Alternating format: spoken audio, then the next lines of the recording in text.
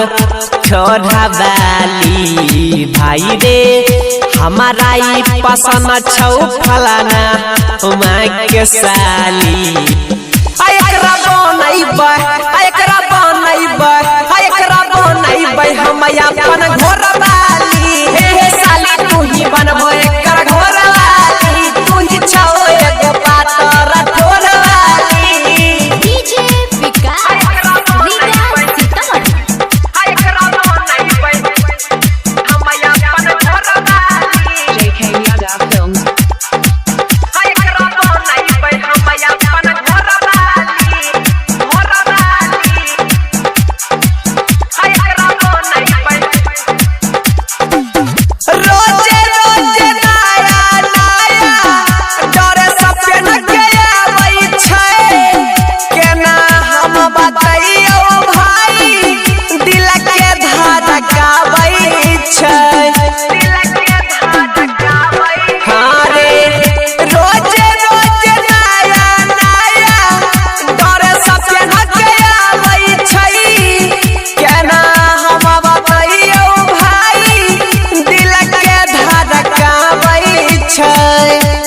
भाई रे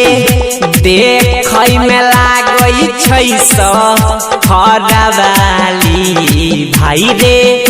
देखै में लागै छौ सहरा वाली एकरा बनैबै हम अपन घर वाली हे साली तू ही बनबो एकर घर वाली तू ही छौ एगो पातर ठोर वाली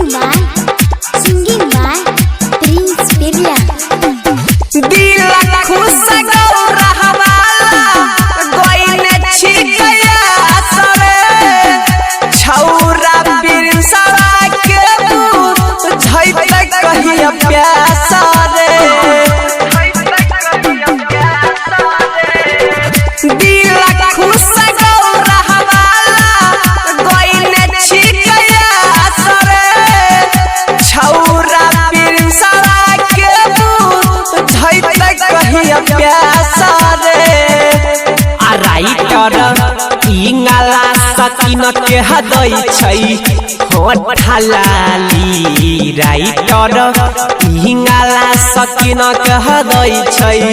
होठ लाली